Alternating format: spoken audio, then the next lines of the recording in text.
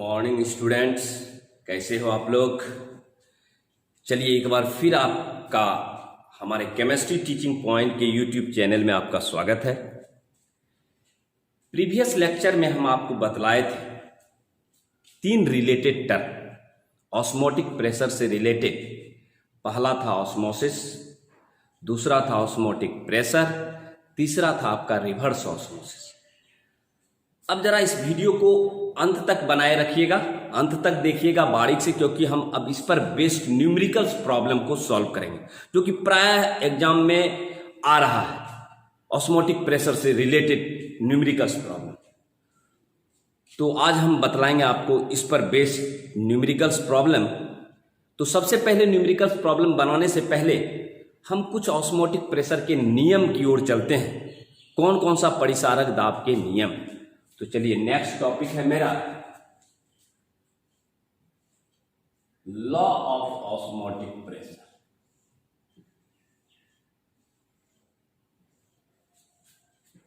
Law of osmotic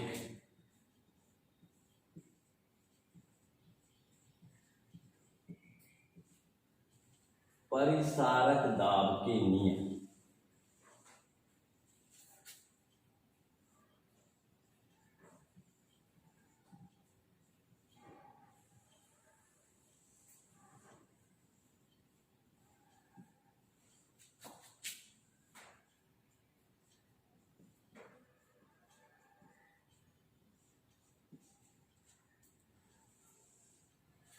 तो परिसारक दाब का कौन कौन सा नियम है। मीन्स परिसारक दाब का जो सबसे पहला नियम है वह नियम है बॉयल्स-भान-हॉफ का नियम।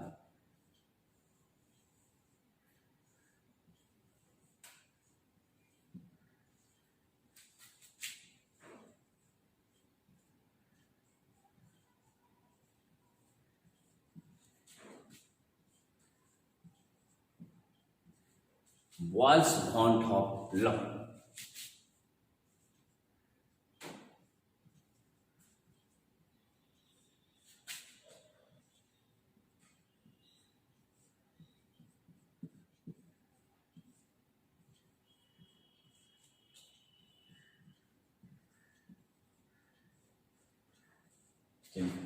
परिसारक दाब का पहला नियम है आपका बॉयल्स-भान-हॉफ का लॉ।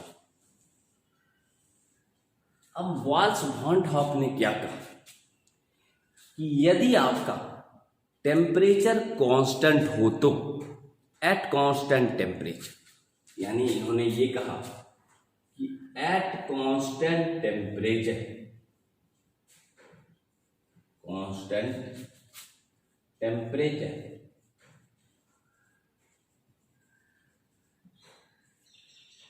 मीन्स नियत ताप पर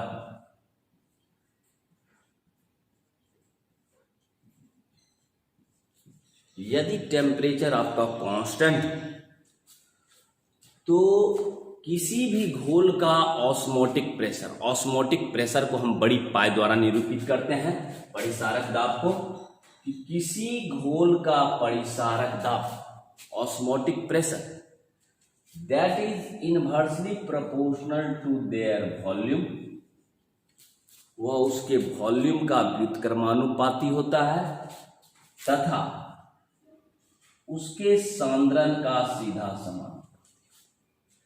क्या कहा कि किस एट कांस्टेंट टेम्परेचर, नियत ताप पर किसी घोल का ऑस्मोटिक प्रेशर उसके वॉल्यूम का व्युत्क्रमानुपाती तथा उसके सांद्रण का सीधा समानुपाती। ये आपका सीधा समानुपाती। अब यहां कहिएगा कि सर बड़ी पाई क्या है, भी क्या है, सी क्या है। तो यहां आप लिख सकते हैं where pi the osmotic pressure,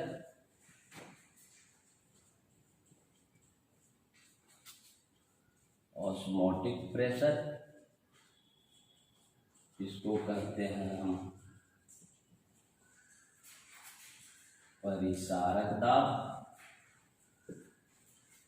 भी है आपका वॉल्यूम ऑफ द सॉल्यूशन,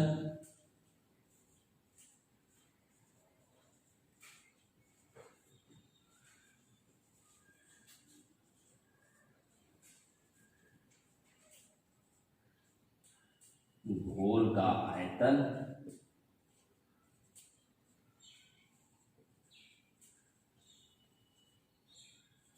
सही है। और सी है आपका कंसंट्रेशन, कंसंट्रेशन का मतलब यूं हुआ सांद्रण,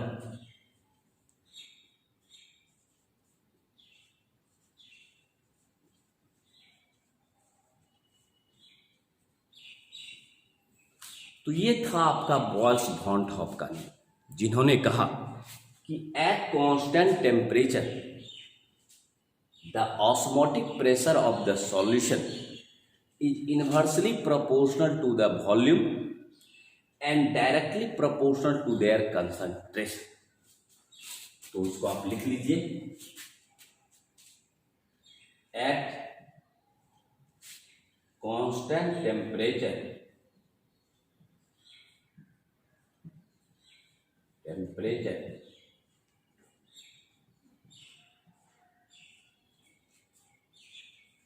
the osmotic pressure of the solution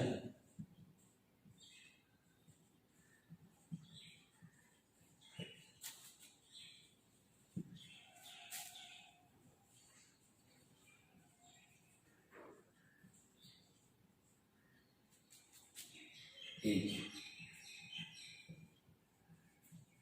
inversely proportional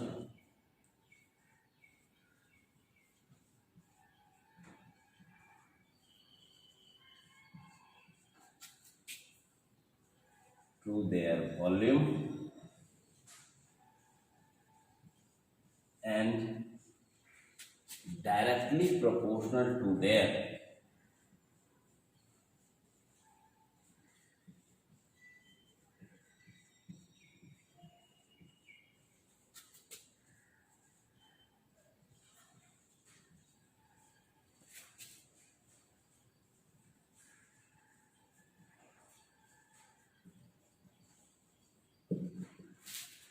clear, समझ में आ गया होगा आपको। जो आपको मैंने बतलाया उसी को हम आपको लिखा दिए कि एट कांस्टेंट टेम्परेचर, नियत ताप पर, the osmotic pressure of the solution, किसी भी घोल का परिसारक दाब, is inversely proportional to their volume, उसके वॉल्यूम का व्युत्क्रमानुपाती, and directly proportional to their concentration, उसके सांद्रण का सीधा समानुपाती होता है। That's clear. हिंदी में भी आप लिख सकते हैं, नियत ताप पर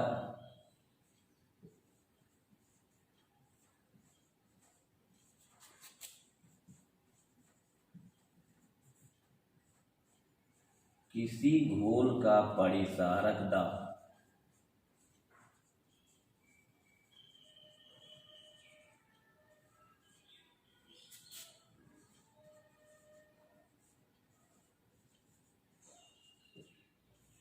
उसके आयतन का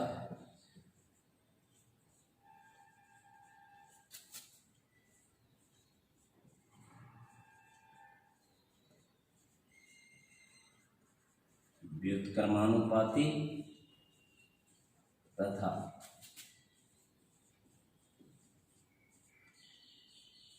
सांद्रण का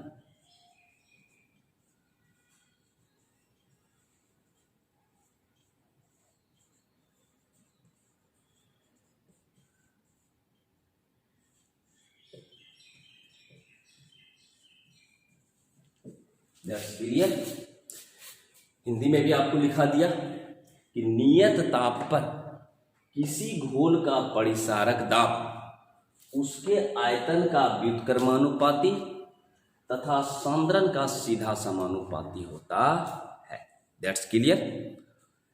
चलिए आगे बढ़ते हैं। दूसरा नियम है आपका चार्ल्स वॉन टॉप नियम। दूसरा है आपका चार्ल्स वॉन हॉफ लॉ।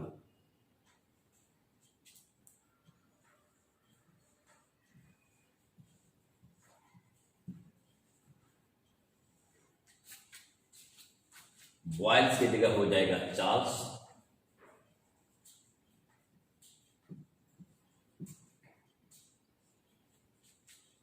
सही है। अब यहां चार्ल्स ने ये कहा कि एट कांस्टेंट कंसंट्रेशन,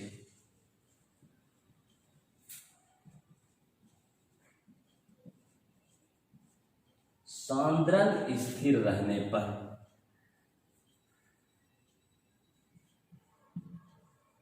स्थिर सांद्रण पर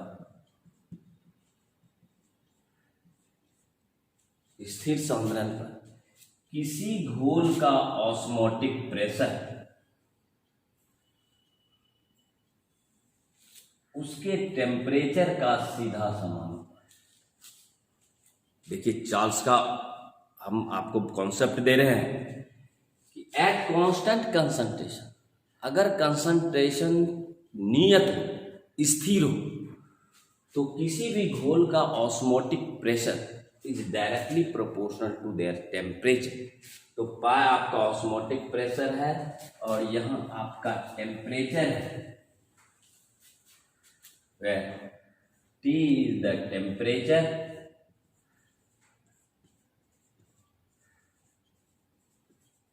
in Kelvin। अब न्यूमेरिकल्स जिस टाइम बनाइएगा उस टाइम आपको यदि डिग्री सेंटीग्रेड में दिया हो तो उसको आपको केल्विन में कन्वर्ट कर लेना, और डिग्री सेंटीग्रेड को केल्विन में कन्वर्ट करने के लिए आपको 273.15 को जोड़ना पड़ेगा। इसका मतलब अगर हमको केल्विन में चेंज करना है तो डिग्री सेंटीग्रेड में आप जोड़ दीजिए 273.15, तो ये आपको कन्वर्ट कर जाएगा केल्विन में। तो इसी को आप लिख लीजिए भाषा में, eight constant concentration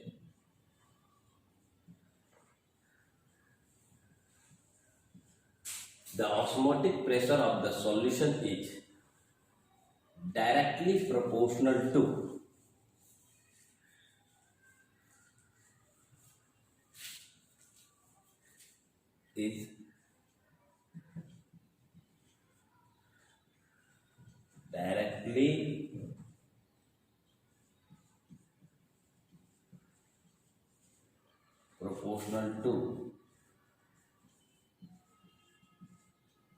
their temperature।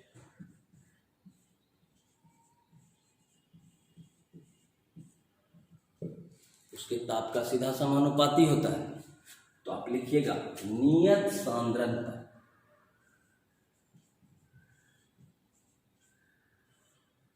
किसी घोल का परिसारक दाब उसके ताप का सीधा समानुपाती होता है।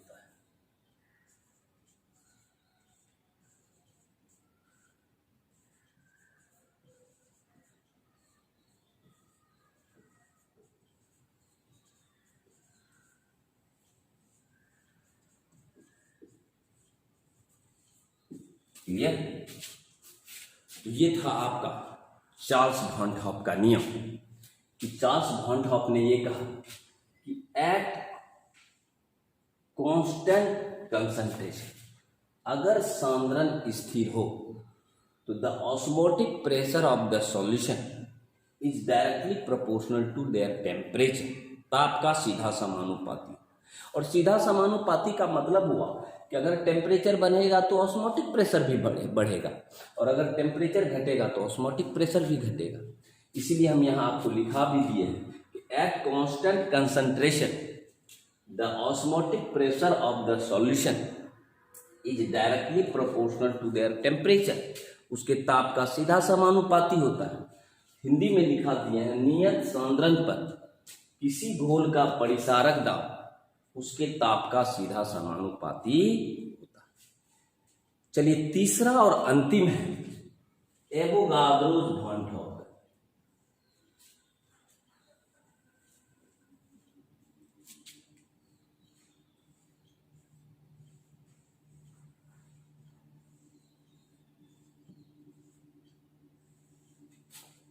एवोगाद्रोस वॉन हॉपकर।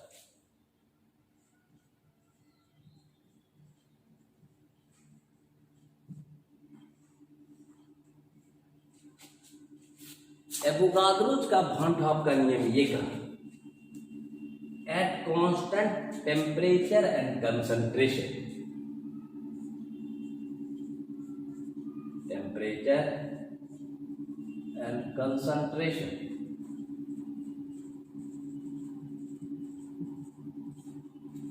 नियत ताप एवं सांद्रण पर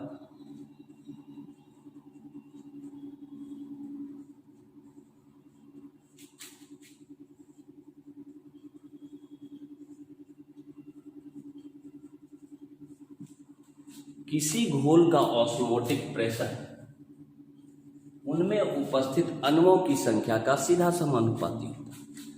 Where n is the number of moles, number of molecules,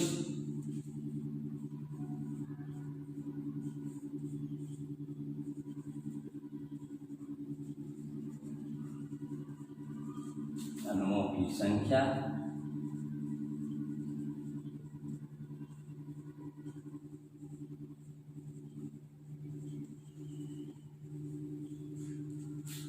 तो आप यहां लिख सकते हैं eight constant temperature and concentration,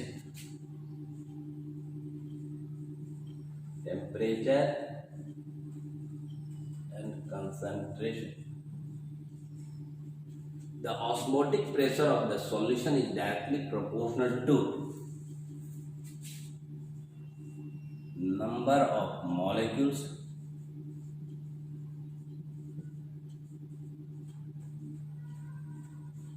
present in the solution।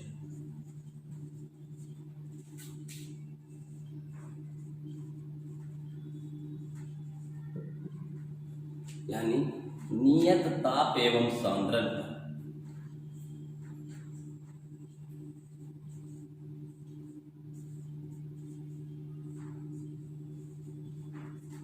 किसी घोल का परिसारक दाब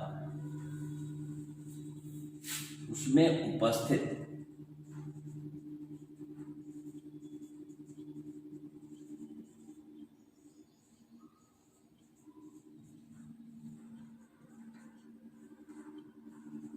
अणुओं की संख्या का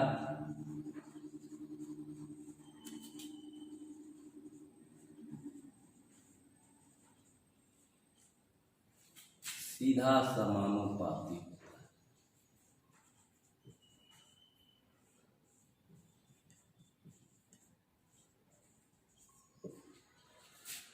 तो आज हमने आपको 3 लॉ के बारे में बतलाया। पहला बतलाया बॉयल्स वॉन हॉप का नियम, दूसरा बतलाया आपको चार्ल्स वॉन हॉप का नियम, तीसरा बतलाया एवोगाद्रोस वॉन हॉप का नियम।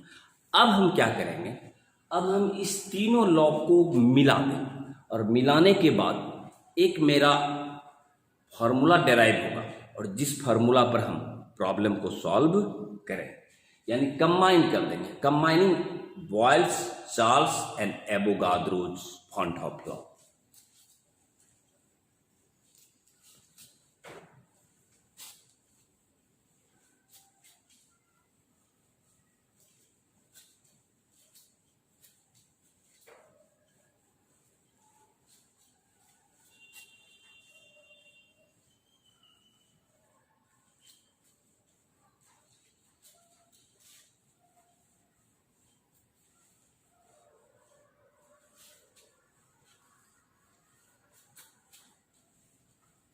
चलिए, अब जो हम नेक्स्ट टॉपिक बतलाने जा रहे हैं वह तीनों लॉ को हम मिला कंबाइनिंग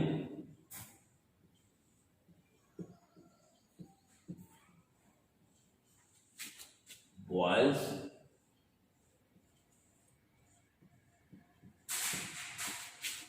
चार्ल्स एंड एवोगाद्रोस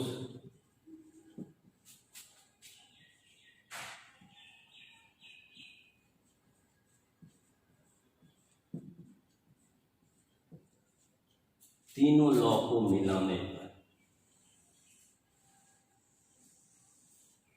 ठीक है, यानी किस कौन कौन सा लॉ, बॉयल्स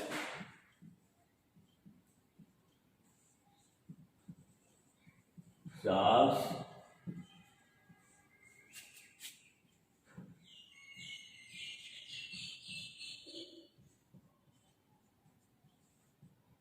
एवोगाद्रोस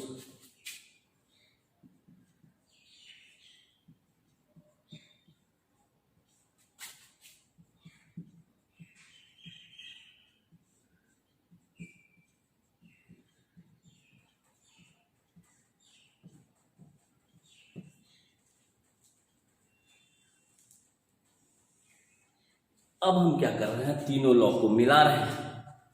चलिए, तीनों लॉ में हम आपको बतलाए थे, पहला बॉयल्स वॉन टॉप का,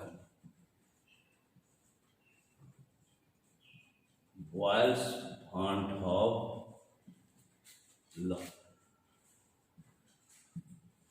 हम आपको बॉयल्स वॉन टॉप लॉ में अभी क्या बतलाए कि osmotic pressure become inversely proportional to volume, समीकरण 1, सही है। दूसरा बतलाया आपको चार्ल्स वॉन टॉप का नियम,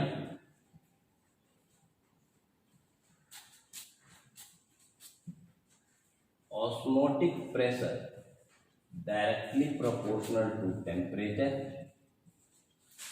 समीकरण 2। तीसरा बतलाया एवोगाद्रोस वॉन टॉप का नियम,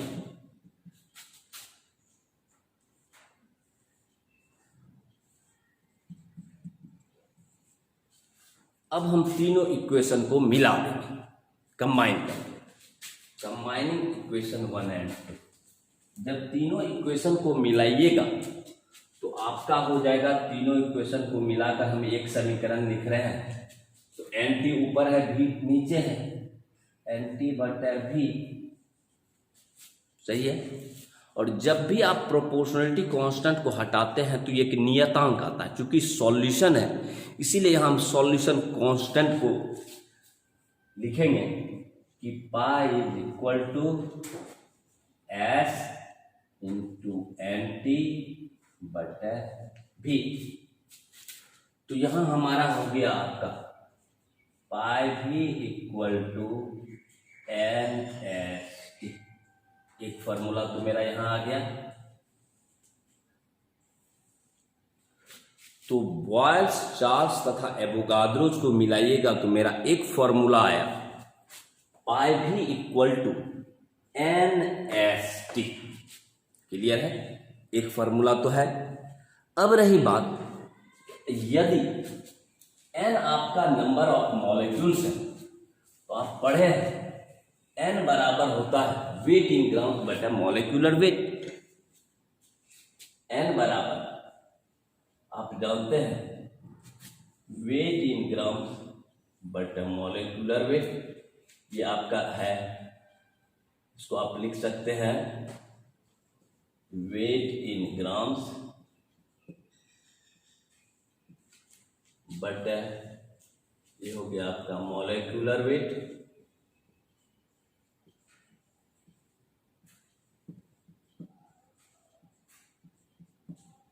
चलिए, तो हम इस फॉर्मूला को आगे बढ़ाते हैं, इसी फॉर्मूला को हम लिख सकते हैं जो आपने अभी दिया, इसी फॉर्मूला को हम, आपने कहा कि पाई भी इक्वल टू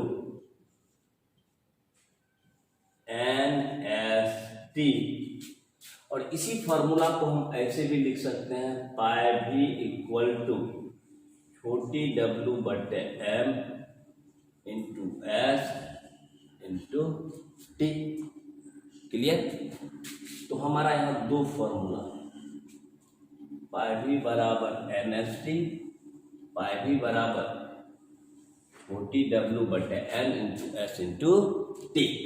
अब यहाँ कहिएगा कि पाई क्या है सर, w क्या है, s क्या है, और आपका ये क्या है? तो यहाँ वेयर दे के आप लिख लीजिए, वेयर दे के, वेयर पाई द, तो जानते ही हैं कि that is the osmotic pressure,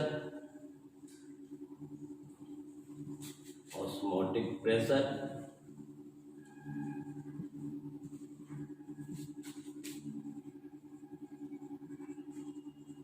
परिसारक दाब,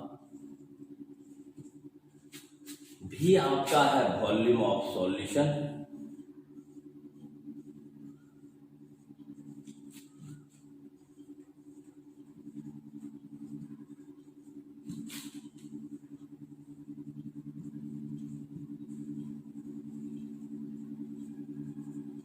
घोल का आयतन,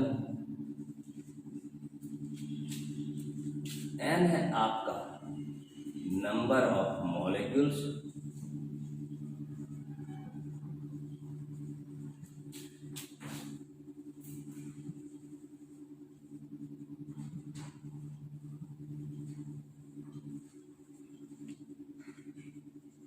अणुओं की संख्या,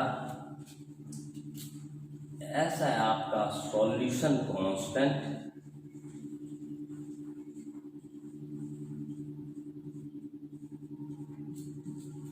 जिसको हम कहते हैं घोल स्थिरांक,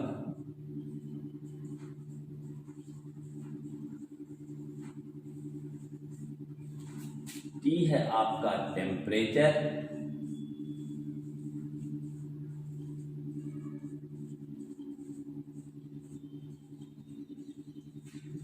इन केल्विन, और डब्ल्यू तो आप जान रहे हैं वेट इन ग्राम्स,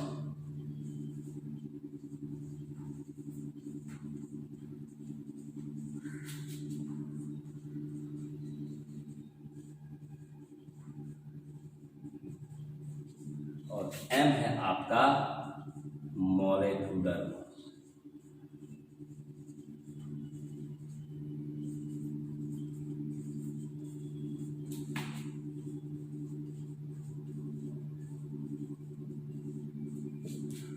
तो आज हम आपको बतलाए बॉयल्स भान टॉप लॉ, चार्ल्स भान टॉप लॉ, एवोगाद्रोस भान टॉप लॉ, और हम तीनों लॉ को जब मिलाए तो हमारा दो फॉर्मूला डिराइव हुआ। एक हुआ पाई भी बराबर NST, दूसरा हुआ पाई भी बराबर छोटी w बटे m into S into T. Next lecture में हम इस पर आधारित कुछ न्यूमेरिकल प्रॉब्लम को सॉल्व करेंगे। तो आज के लिए इतना ही काफ़ी। Thank you.